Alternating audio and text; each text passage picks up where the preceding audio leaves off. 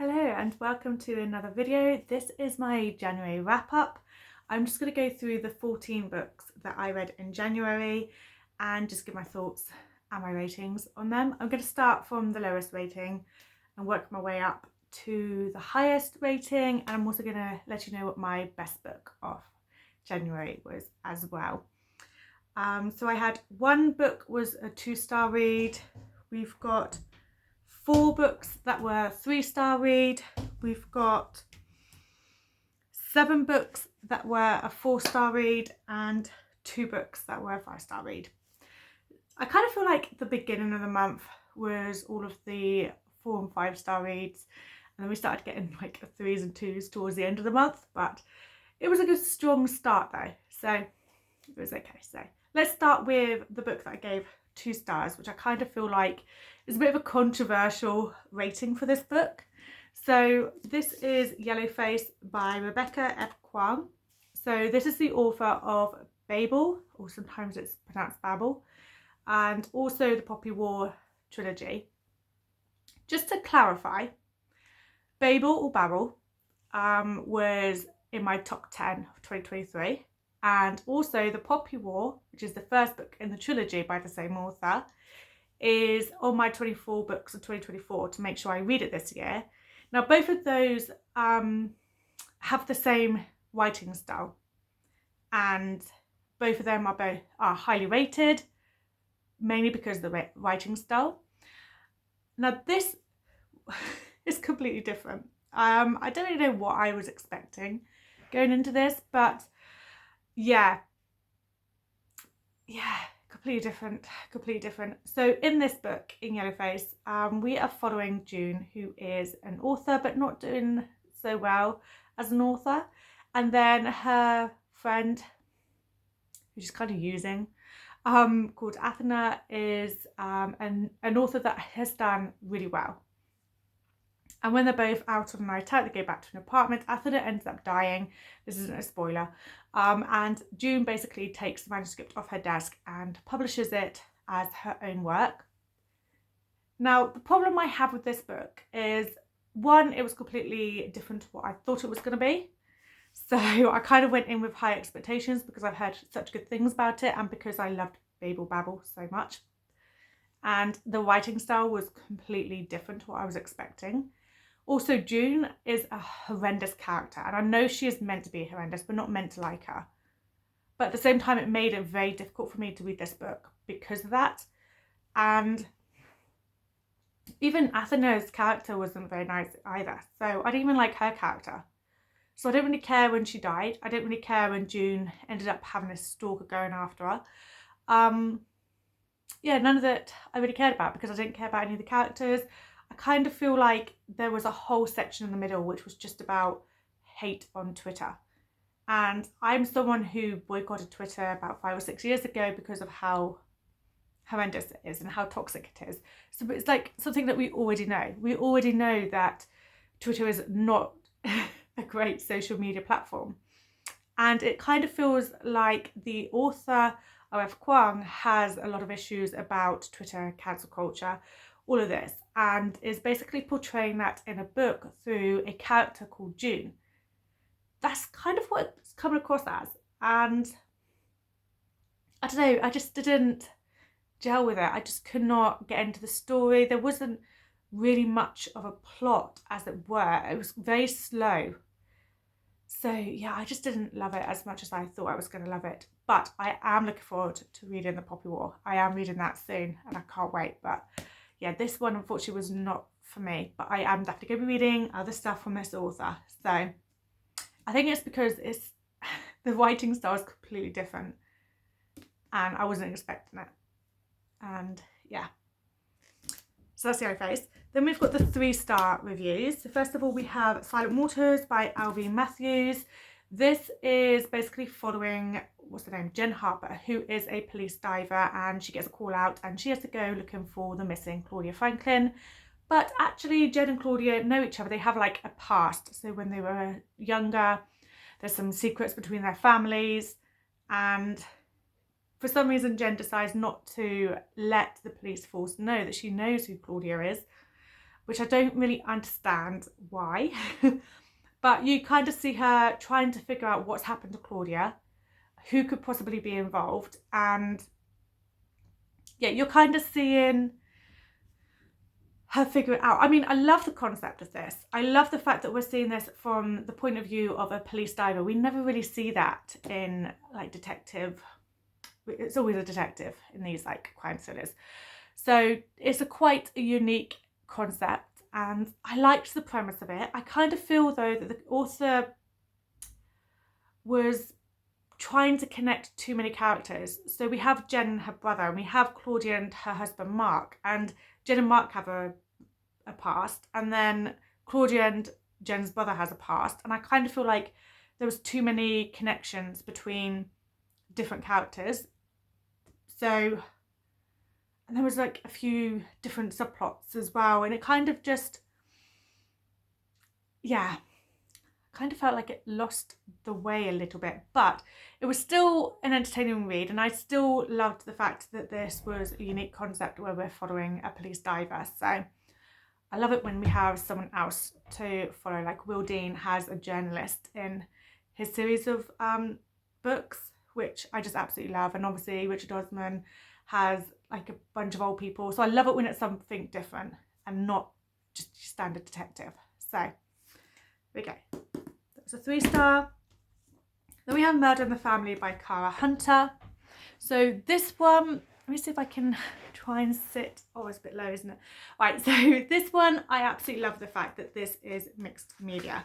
So you have emails, text messages, and the whole story, as it were, is basically told through like transcript for a TV series. So there's 6 episodes of this TV series, which is like this true crime. And they're basically trying to look at a cold case of Luke Ryder, who back along was found dead in the garden and left like this wealthy wife and some stepchildren. And they're basically looking into this murder. So it's a bunch of experts. I wasn't a fan of the ending to this. I wasn't a fan of the ending. I absolutely love the fact that there is mixed media in this. And at first I was getting vibes of The Appeal by Janet Hallett, but actually with The Appeal, you're kind of figuring it out at the same time. With this, you're basically being told it by each of the people that are in the TV series. So it's slightly different in that respect, but both have mixed media. And, you know, this does have potential to be, you know, your fun, quick read. I mean, it was a quick read. I managed to read it within 24 hours. So, yeah. It's something that obviously has a good premise behind it and has this mixed media format, but the ending kind of just didn't deliver, in my opinion. And then we have The Spirit Engineer. So this is by AJ West. So with The Spirit Engineer, this is set in 1914, a couple of years after the Titanic sank, which was when a lot of people were going to do seances. They were going to seances to basically try and connect with their lost loved ones from the Titanic disaster. And there was a professor, William Crawford, who was very much a scientist, and he was very skeptic, didn't believe in the supernatural and the ghosts and all of that. And he ended up doing a lot of experiments. And nowadays, people that are into spirituality, they kind of use his experiments as like almost proof that there is something else out there, like there is ghosts. So based on a true man, like a true person, Professor William Crawford was a real person, and it's following him and also the medium that he ended up working with quite a bit and doing these experiments with. Now the thing with the story though is that AJ West has basically chosen to portray William Crawford in a not very nice way, and it's all in his point of view. Let me just sit up a bit again. So it's all in his point of view, which would have been fine, but because he's such a dislikable character, it makes it very difficult to read, and we don't have any character development on like his wife or anything like that. So yeah, it made it very difficult. I thought I would absolutely love this because it's all the gothic vibes, the supernatural element, seances, all of that. I thought I was going to absolutely love this. But unfortunately, because of the way that the main character is portrayed, and then there's no character development for the other characters, it kind of makes it very difficult to read. And there was a couple of times where I wanted to just DNF this book. The writing style is absolutely stunning though. The writing is absolutely stunning. I will definitely be reading more from this author. I could just kind of feel like if this main character had been portrayed in a better way, maybe this would have been a much likeable book. I think that kind of makes sense. I'm hoping that makes sense. But yeah, it's a sort of book that I would recommend, but obviously just understand that when you go into it, this character is not portrayed in a great way and is very unlikable, and it does kind of make the reading experience not as fun. But the whole idea behind it, like the premise of it, is that he decides to follow his wife one day to go and see where she's off to, because he thinks she's off having an affair. It turns out that she's going to this seance group to try and communicate with her brother who passed away in the sinking of the Titanic, and her son, well, their son, who has recently passed away. And obviously he's very much, this William Crawford's very much like, oh, this isn't real, there's no such thing as ghosts, and la la la. And then he starts hearing things and seeing things. He starts realising that, oh, okay, maybe this is true. So he starts doing experiments. He starts writing essays and papers about how the spiritual world is real. And yeah, so it's basically a story on that, based on a true person, like a real life person. So I love how, you know, this story was picked up by AJ West, and he's basically run with it. But like I said, the main character is just so unlikable. It just makes the whole reading experience a bit, I don't know how to explain it. But I will definitely be reading more from this author though, because I mean, the cover is stunning as well. Look at this cover. It's absolutely stunning. I love it. And on the back, there's a sticker on there. It needs to come off, but yeah. And then lastly, the last 3-star read was The House Across the Lake by Riley Sager. So this is following Casey Fletcher, who is grieving the loss of her husband. So she goes to the family lake house, and she basically fixates on the couple that has moved in to the house across the lake. And then when one goes missing, she is straight away saying that the other one killed the spouse and tries to get the police involved, but the police don't see her as reliable, as like a reliable witness, because she is an alcoholic. So if you've watched The Girl on the Train or The Woman in the Window, is exactly the same as that. So the first half of this book was very much a slow burn and very, very similar, like pretty much taking the same character from with The Girl on the Train and The Woman in the Window, and Riley Sager just basically using the exact same character. Someone who is an alcoholic going through not a great time at the moment, and because of that, the police just don't believe her, because they're like, well, this is an unreliable person. So yeah, so it does make it for a slow read at the beginning. And then the second half, he kind of brings in a supernatural element to it, which I don't really know if it definitely needs to be in there. But the second half definitely picked up pace. I think it is a good read in a way that, you know, I was entertained. I was wanting to pick it up constantly. But the only thing is, you know, it's been done before.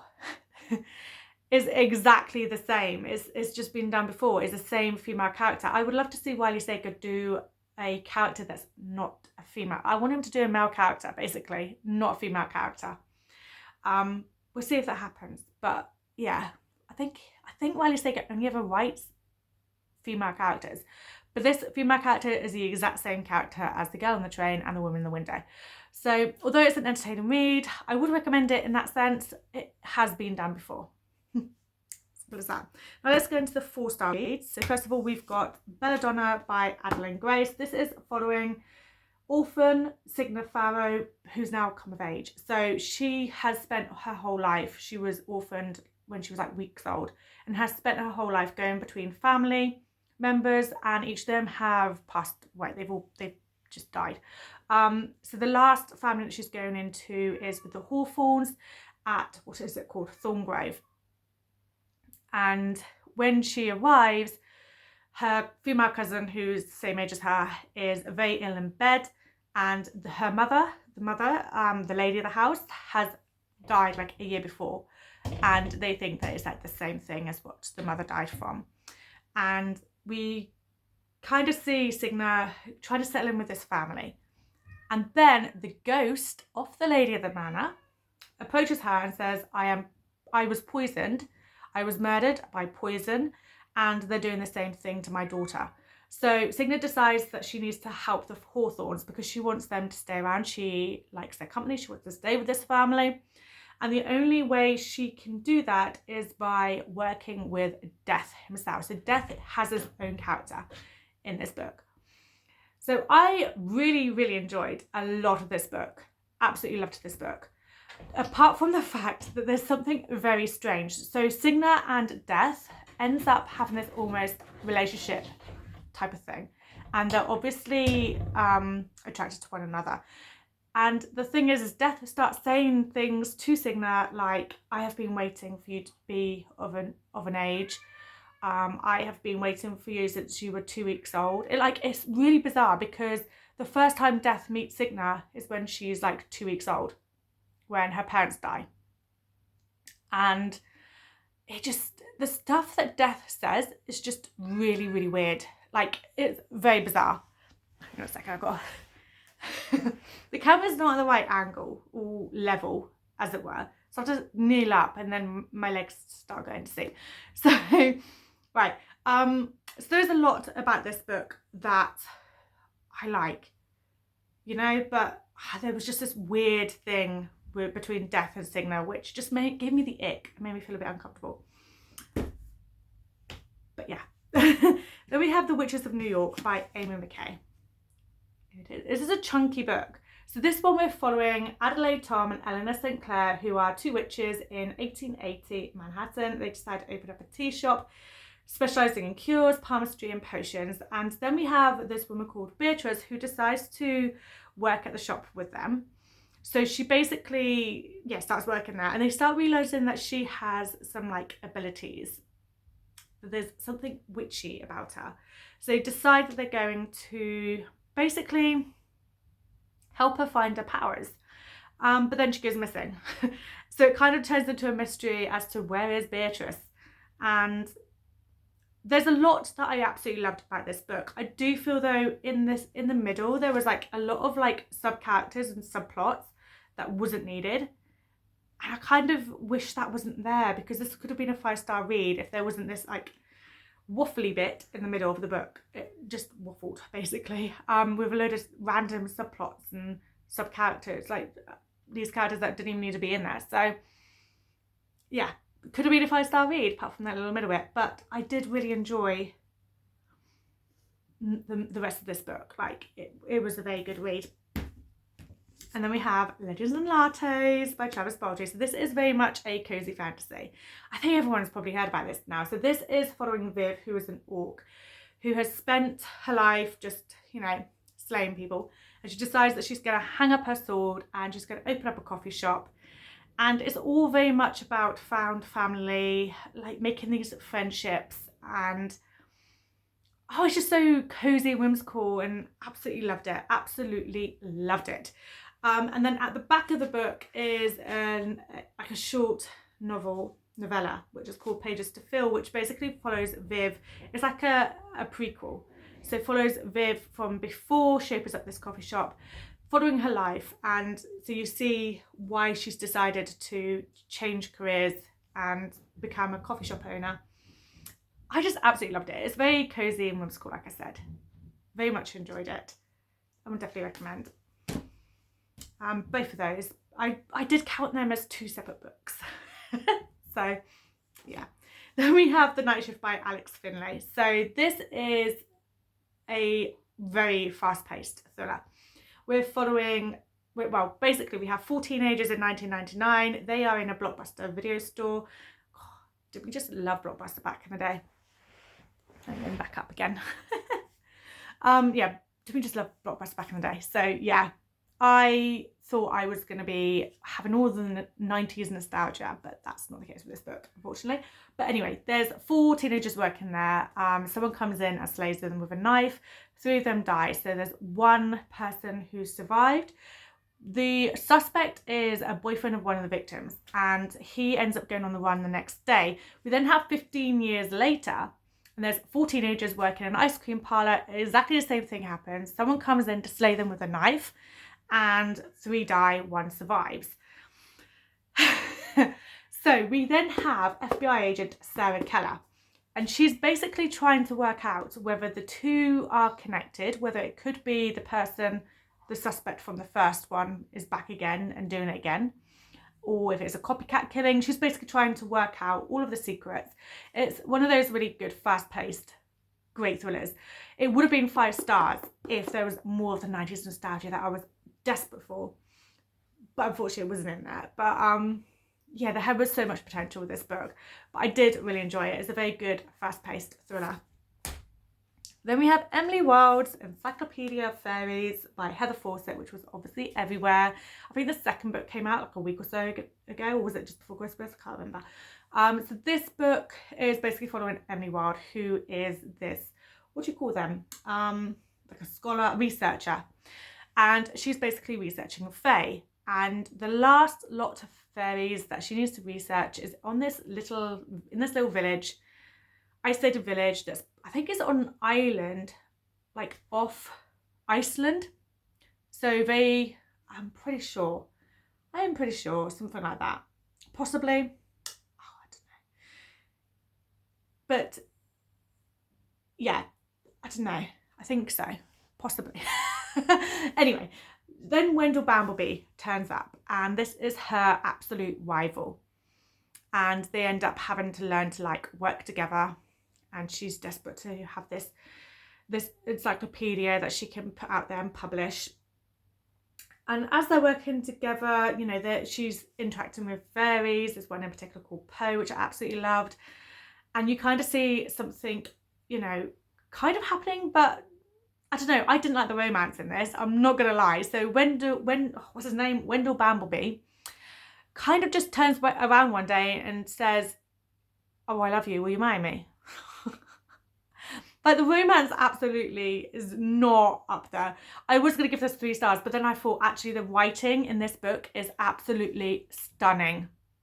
Oh my gosh. So yeah, the writing style put up a point in the star rating. I gave it 4 stars because the writing is just brilliant. The descriptions is just, this is the sort of book that you just want to read on a cold night, you know, with a blanket around you. Just, yeah, it was lovely. I did love it because of the writing. Absolutely loved it. And then we have Mexican Gothic, which is by Sylvia Moreno Garcia. So this is a book that I have been wanting to read for such a long time, such a long time, and I finally got around to reading it, and I've given it 4 stars. So this is basically following Noemi, and she is like one of these what do you call them, whatever they're called. She's, you know, very wealthy, goes to all the balls, and one day her and her father end up getting a letter from her cousin who has got married and headed off to this massive mansion house, and they're a bit concerned. I'm gonna have to stay down here, even though it's a weird angle. I do apologise. My legs getting too old for this. So where was I? Oh yeah, so they get this weird letter, and they're a bit concerned about her cousin. So she basically, because of the shadows, I've got to keep it this side. She basically packs up, heads off to the house, which is called High Place, and it's in an estate in the mountains of Mexico. And she goes there. There's like a lot of like supernatural stuff going on. There's a lot of creepy vibes. It's very gothic. It's absolutely amazing. I think this would have been definitely a 5-star read if there was more of Mexico in it. So I was under the impression that this, because it was set in Mexico, we were going to have like about Mexican people, about Mexico, all of that.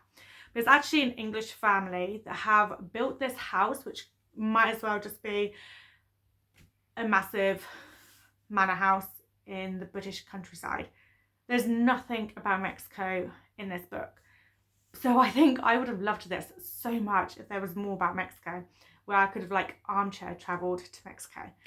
There isn't any of that here, but it's still a fantastic read. I'm still really glad that I read this, and I still really enjoyed it, and it is quite creepy. I'm not gonna lie, it's quite creepy. So I would still recommend that. And then we've got the 5-star reads. So we have 2 books that were 5 stars. I'm going to leave my top book of the month to the end. So first of all, we have The Cat Who Saved Books. Look at that, it's got a cat on it and some books, and it's a cat and books.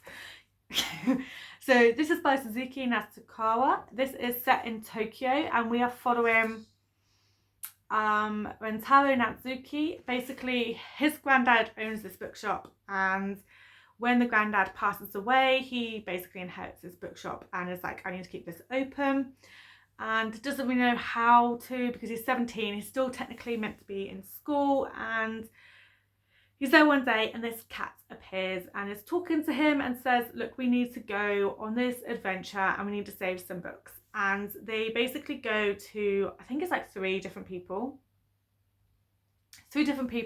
who have all been mistreating books. And the idea is that they're going to learn that books need to be treated well. I don't really want to give too much away about this, but it's so many meaningful quotes in this book. It was just absolutely, I don't know, it was stunning, and it really, really hit me. It really did. It really did. There were so many like memorable moments from this. I would definitely recommend it. I gave it 5 stars because you just can't not like this. You know, it was superb. I loved it. And then lastly, and also my favourite book of the month, is In My Dreams I Hold a Knife by Ashley Winstead. This is like dark academia, as it were, following, Jessica. I have to think what her name was there. Right, following Jessica. It's dual timeline, so you've got her now at the school reunion, and then back in the day when something happened. Yeah, I don't know. I think it's best to just go in this not knowing too much, in my opinion. I think if you just go in not knowing a lot, just, yeah, I thought it was absolutely superb. I really, really liked it.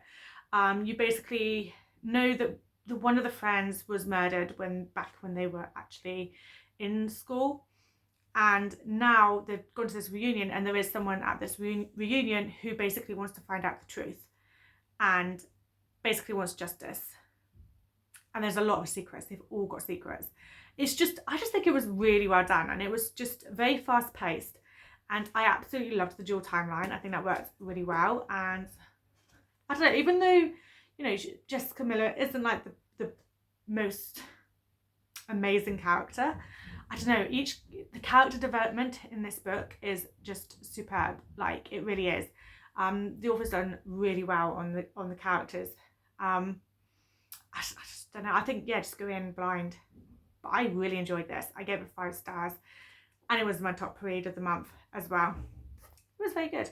So yeah, those are all the books that I read in January. I think what month we're in January.